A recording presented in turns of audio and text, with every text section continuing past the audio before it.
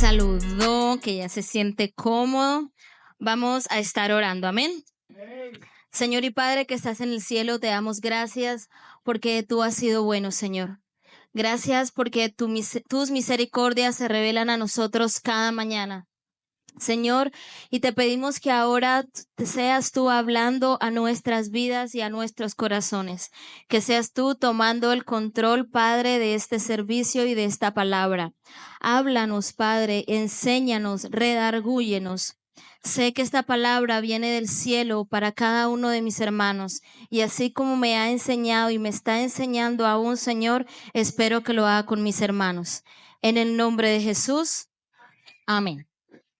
Bueno, para los que anotan, tienen su libretita, están pendientes.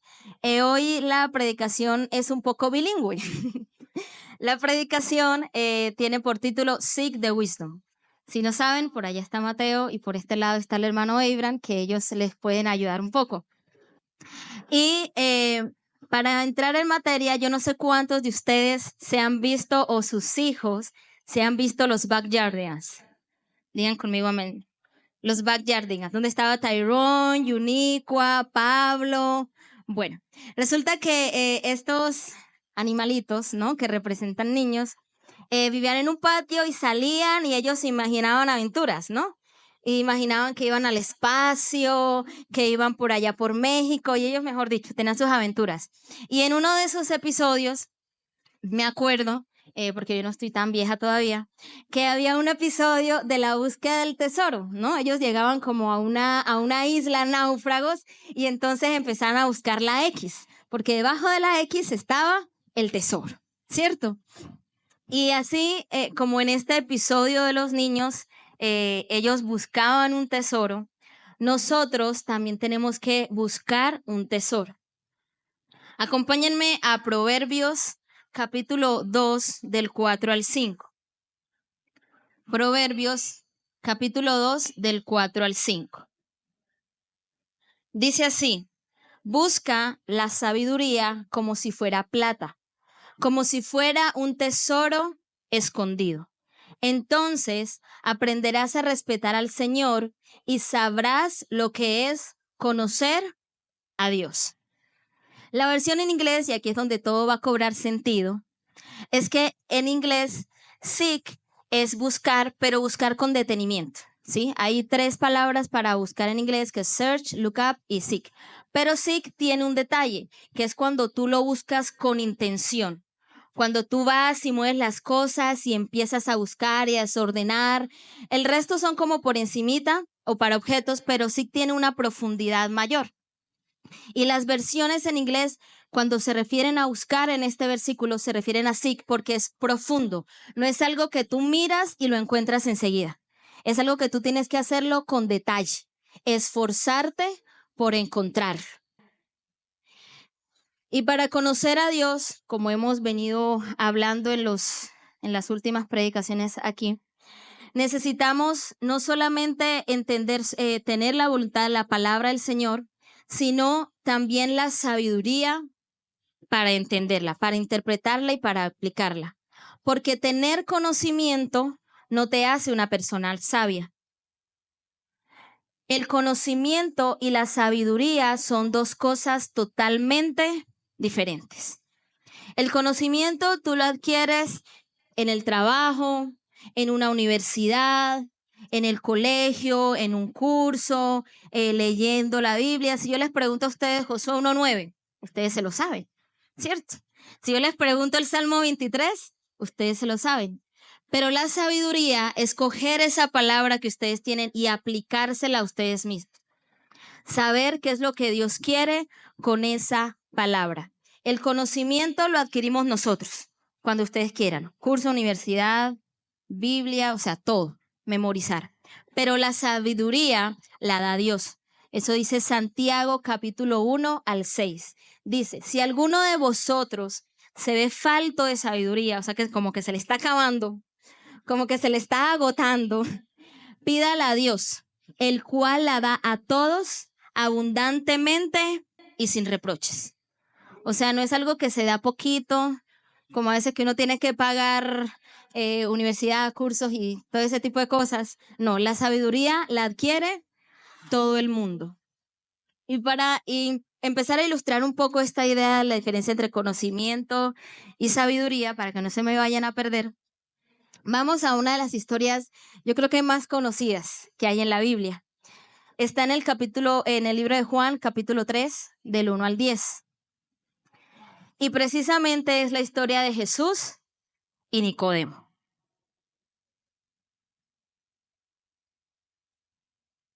Juan, capítulo 3, del versículo 1 al 10. Es largo, entonces voy a intentar reducirles a lo más que pueda.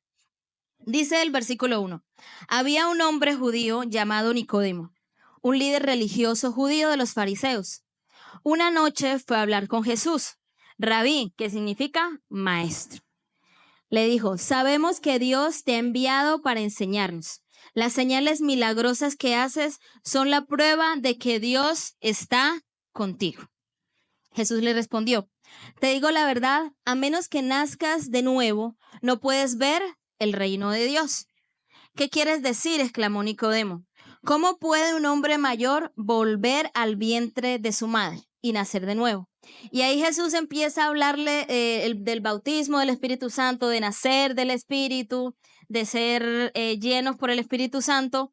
Y más adelante Jesús le va concluyendo y le dice, después de una explicación, le dice, de la misma manera que oyes el viento, pero no sabes de dónde viene ni a dónde va, tampoco puedes explicar cómo las personas nacen del Espíritu. ¿Cómo es esto posible? Nicodemo le preguntó.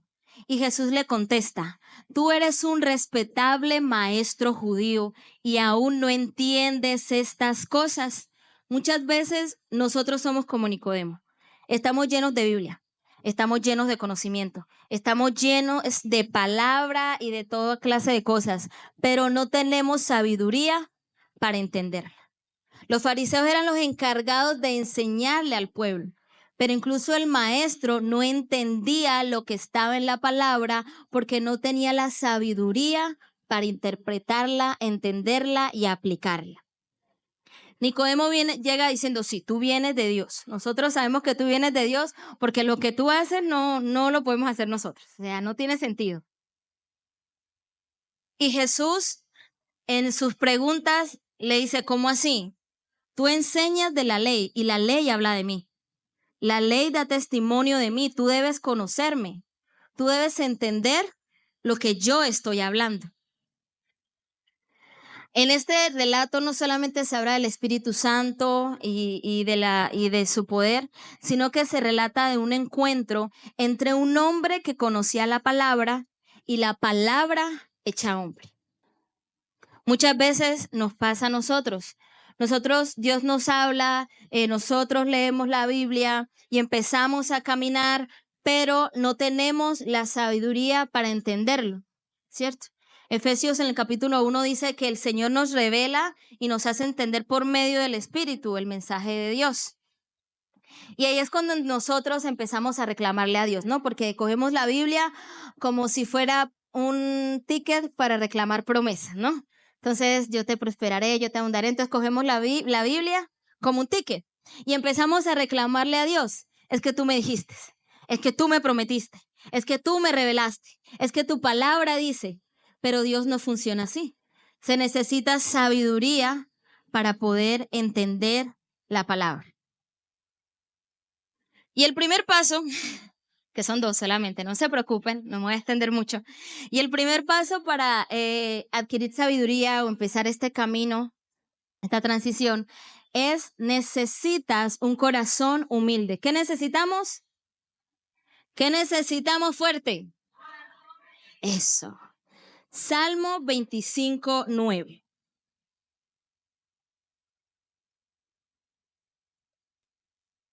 Dice la palabra, el salmista dice, Dios, guía al humilde para que hagan lo correcto.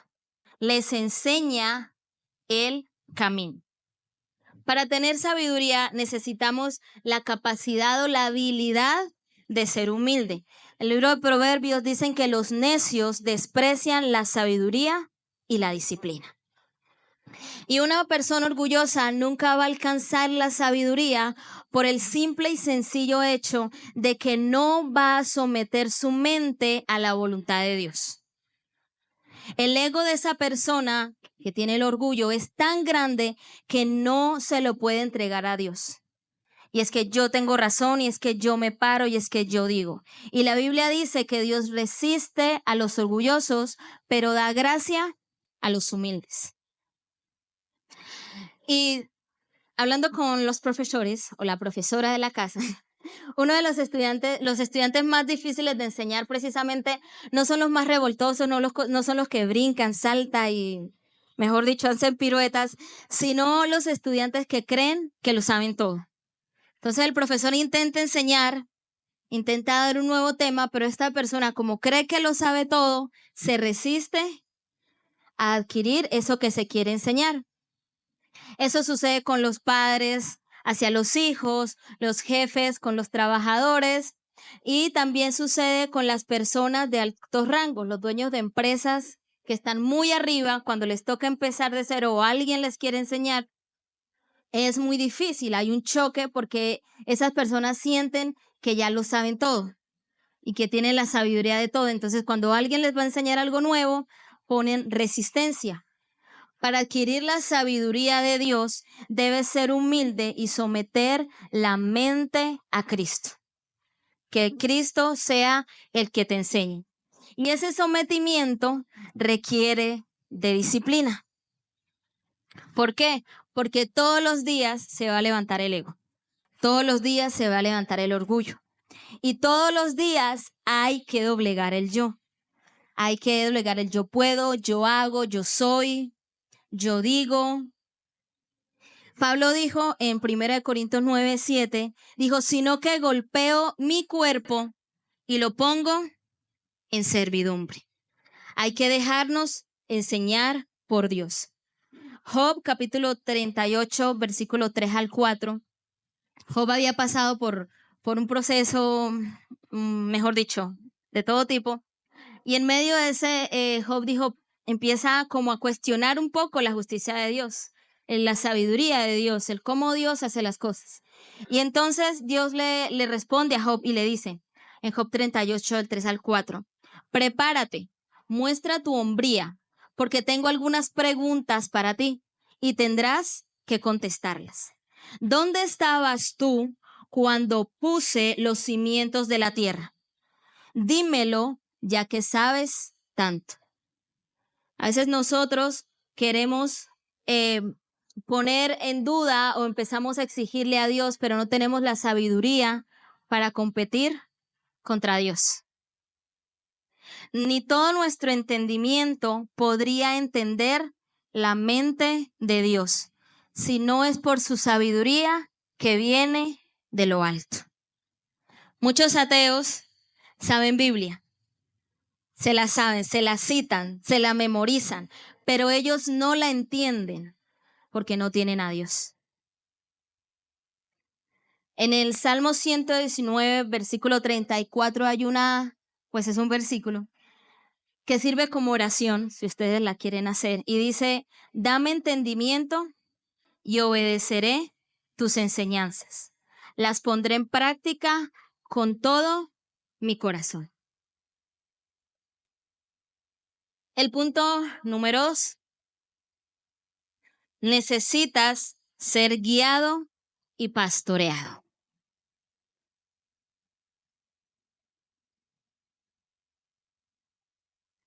La Biblia, en el capítulo 10 de Juan, capítulo 10, habla sobre que Jesús es el buen pastor. Y Jesús empieza a explicar y a abrir su corazón de manera muy hermosa y dice que el buen pastor da la vida por sus ovejas. ¿Amén? Pero también dice, más adelante en el capítulo 10, en el 11, dice que Él es nuestro pastor y que las verdaderas ovejas oyen al pastor y reconocen su voz. ¿Cuántos de aquí sabemos reconocer la voz de Dios? Cuando Dios nos habla, nosotros sabemos diferenciar qué viene de Dios, qué viene del enemigo y qué viene de nuestra carne. ¿Cuántos lo sabemos hacer? Aprender a escuchar la voz de Dios es un trabajo de todos los días. Es un trabajo 24/7. Si usted está desocupado un día, que no creo, y no tiene nada que hacer, dedíquese a escuchar la voz de Dios. Es un trabajo de práctica y práctica y práctica y práctica. Eso no es que de una noche a la mañana yo llegué, me levanté y dije, listo, ya sé escuchar la voz de Dios. ¿No? Eso requiere de muchísima práctica. ¿Y por qué necesitamos aprender a escuchar la voz de Dios? Porque nosotros tenemos emociones y sentimientos, ¿cierto? Y nosotros estamos acostumbrados a confundir la voz de Dios con nuestros deseos. Y entonces empezamos a utilizar la famosa frase, Dios me dijo. Dios me dijo que ese era el negocio. Dios me dijo que ese era el lugar. Dios me dijo que ese era el emprendimiento. Y la que utilizan los solteros, yo no. Dios me dijo que ese era mi esposo o que esa era mi esposa. ¿Cierto? Pero confundimos nuestro deseo de querer, de tener, con la voz de Dios. ¿Cierto? Cuidado con confundir nuestros deseos con la voz de Dios, porque ahí no hay bendición, porque es nuestra carne hablando. Proverbios 16:1 dice, la gente puede considerarse pura según su opinión, pero el Señor examina sus intenciones. Y a medida que nos relacionamos con Dios, como lo hablábamos el domingo antepasado y lo hemos hablado en varios espacios, cuando nosotros nos relacionamos con Dios por medio de la oración, por medio de la lectura de la palabra, por medio de estudios bíblicos, nosotros aprendemos a reconocer cuándo es Dios hablando y cuándo es nuestra carne hablando. Eso está en Romanos 12:2, que dice que la voluntad de Dios es buena, agradable y perfecta. ¿Cómo es la voluntad de Dios? Buena, agradable y perfecta, ¿cierto? Cuando algo viene de Dios, es bueno para nuestras vidas. Trae una bendición. Trae algo que va a sanar, que va a prosperar, que va a ayudar, que va a fortalecer, va a llenar algo en nuestras vidas. Es agradable no solo para nosotros, sino para todos los que nos rodean. Nuestra familia, los amigos, la iglesia. Es agradable para todos alrededor. Y es perfecta porque proviene de Dios. Y todo lo que hace Dios es perfecto. Entonces, si algo vas a tomar una decisión y eso te inquieta, te quita el sueño, pero yo voy adelante porque es lo que yo quiero y esa es la voluntad del Señor y Dios me dijo que entrara, pero no hay paz, pero empieza a haber muchos obstáculos, pero no se da de la manera que debería darse, esa no es la voz de Dios ni es la voluntad de Dios. Y en las que habla el Señor es por medio de la Biblia. Es la primera fuente por medio de la que habla la Biblia. En la iglesia a la que yo asistí en Bogotá, cuando uno iba a tomar decisiones trascendentales, también lo comentábamos con Uber, una de las cosas que decían los líderes y los pastores era, si tú ibas a tomar una decisión, el líder se sentaba con uno, con la persona y decía, listo, vas a tomar esa decisión, ¿dónde te habló Dios? Ábreme la Biblia y muéstrame el versículo. Porque Dios habla a través de la Biblia. No es que yo digo, yo creo, la Biblia dice, es que la Biblia dice que vamos a ser prosperados y que conquistaremos naciones y que todo lo que pisare la planta, sí, yo sé que sí, pero específicamente, ¿qué te dijo el Señor con esa palabra? ¿Qué te habló al corazón? Y era una manera un poco confrontativa, porque entonces uno decía, bueno, yo agarro este versículo y se lo digo al líder y ya, y tomé la decisión. Pero entonces el espíritu de uno y el espíritu del líder o del pastor no iban en la misma sintonía. Y le decían, vaya, vuelva, llore, vaya, revise su decisión y vaya y vuelva y lea la Biblia. Entre más escuchemos la voz de Dios, mejores decisiones para nuestras vidas vamos a tomar. Y para ilustrarles estos dos puntos, vamos con una de las historias más tristes que hay en la vida, pero tristes que hay en la Biblia. Y es la historia de Salomón. En el primer libro de Reyes y en el segundo de Crónicas se relata la historia del rey Salomón. Y es una historia que empieza de una manera espectacular, ¿no? Porque Salomón ya tenía el reino unificado, él no tenía necesidad de guerras, simplemente tenía que construir el templo, gran trabajo, y mantener al pueblo de Israel adorando a Dios, guiando al pueblo.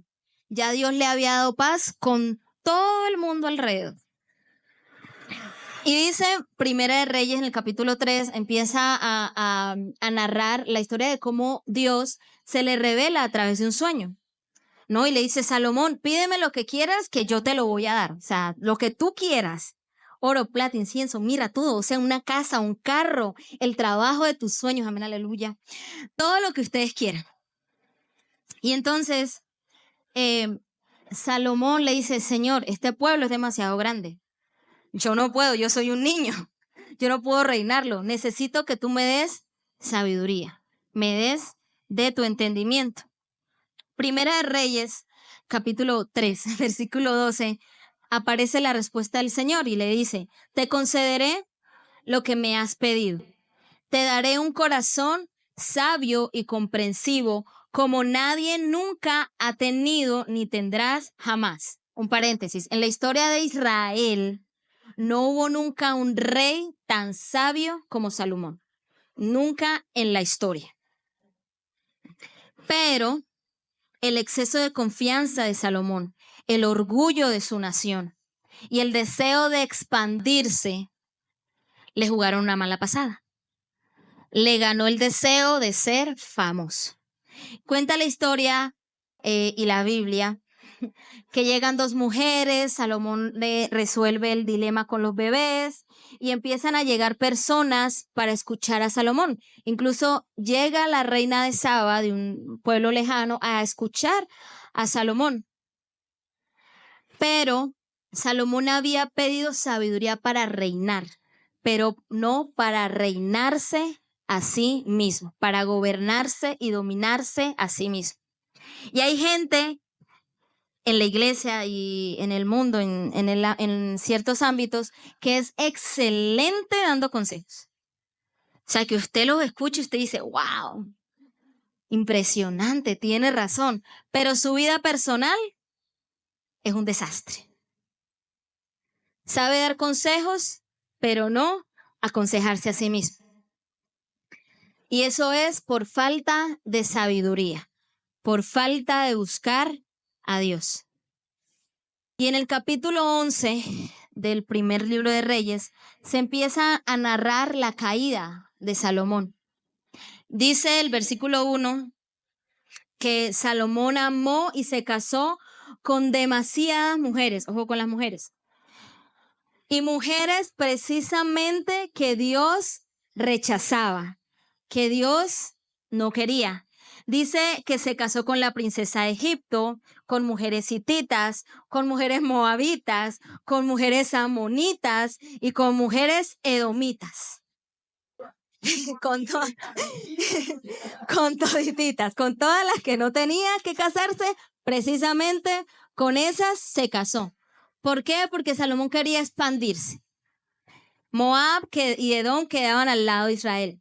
Y él quería crecer y crecer. Se casó con Egipto para no tener problemas con Egipto.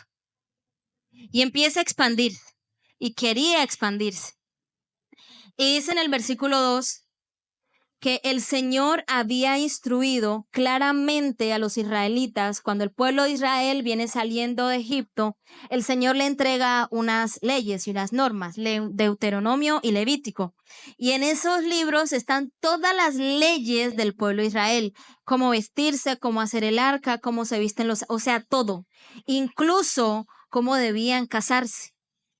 Y ya Dios les había dicho, con esos pueblos no se pueden relacionar porque yo los saqué de Egipto para que conquisten y sean un pueblo único para mí.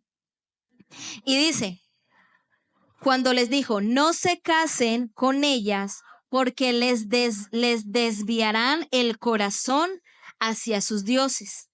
Sin embargo, a pesar de, aún así, no obstante, Salomón se empecinó en amarlas. O sea, a Salomón no le importó lo que decía la ley. ¿Él la tenía? Claro que sí. Estábamos en una de nuestras clases de teología de Instituto Bíblico, nos enseñaron que los reyes de Israel debían, por obligación, tener la ley a la mano para estudiarla, para aprenderla, para guiar al pueblo. Y Salomón tenía la ley porque ya David la tenía y se la había dado y le había dicho, busca al Señor. Él te va a enseñar, Él te va a guiar. Y culturalmente ellos tenían la ley.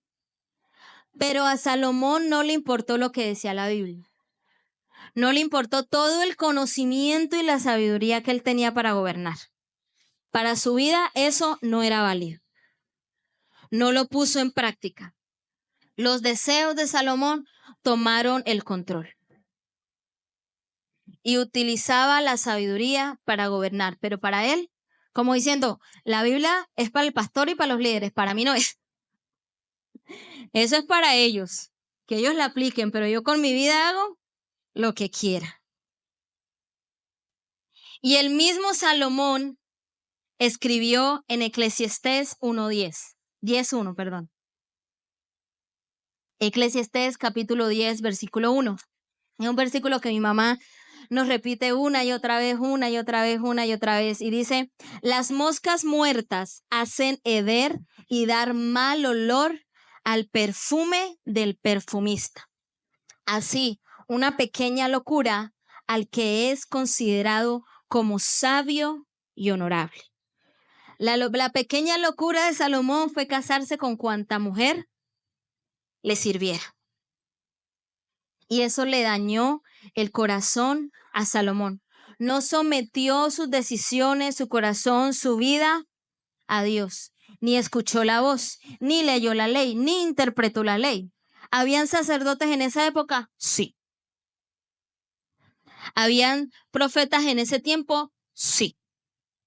Pero Salomón decidió, yo no necesito. Y a veces nosotros también somos así. No buscamos la dirección y la sabiduría del Señor. Y cogemos la Biblia y la interpretamos y la torcemos, como dice mi mamá, hasta donde más nos estire. La invitación, iglesia, es que busquemos al Señor. ¿Cómo terminó Salomón? El reino terminó dividido. Muchos 40 años, David esforzándose para unificarlo, para llevar el arca a Jerusalén. El deseo de David era construir el arca, que el pueblo tuviera un lugar de adoración. ¿Cierto?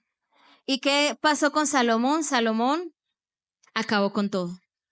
El reino quedó dividido, 10 tribus al norte, 2 al sur. La presencia de Dios empezó a escasear. Después llegan las conquistas y ahí sí la presencia de Dios desapareció del todo. La invitación, iglesia, es que aprendamos a buscar la sabiduría de Dios. No solo leer la Biblia por leerla. Es humillarnos y decirle, Señor, necesito tu sabiduría. Yo sé que yo he leído la Biblia. Yo sé que yo he leído este capítulo muchas veces, pero dame la sabiduría para entenderla. Y Señor, enséñame a escuchar tu voz. Enséñanos a escuchar tu voz. Porque los mejores regalos son los que provienen de Dios. Y la sabiduría es uno de esos regalos.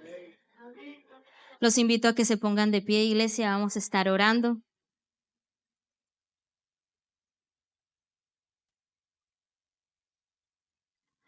Señor y Padre que estás en el cielo, tú eres bueno y eres maravilloso, Señor.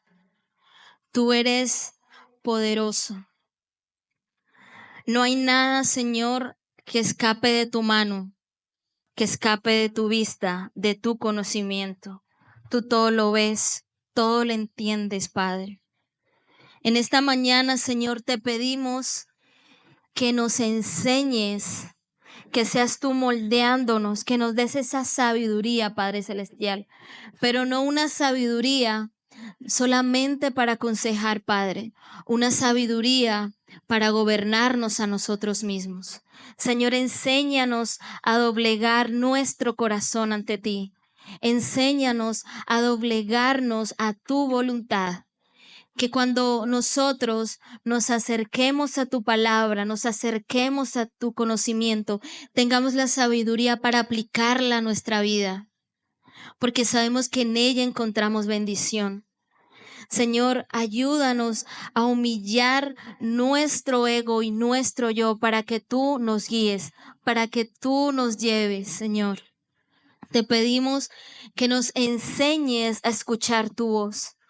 Queremos entender lo que tú nos hablas, que no sean nuestros deseos, que no sea nuestra carne, Padre Celestial, sino que seas tú de una manera clara y concisa hablando a nuestras vidas. Enséñanos a leer tu palabra con sabiduría, a ponerla en práctica, no solo a leerla por leerla, sino a ser una hacedora de ella, Padre Celestial, porque en ella encontramos vida, porque en ella te encontramos a ti, porque la palabra tuya, Señor, nos guía, nos limpia, nos protege, Padre Celestial. Te damos toda gloria y toda honra a ti, Señor. En el nombre de Jesús, amén.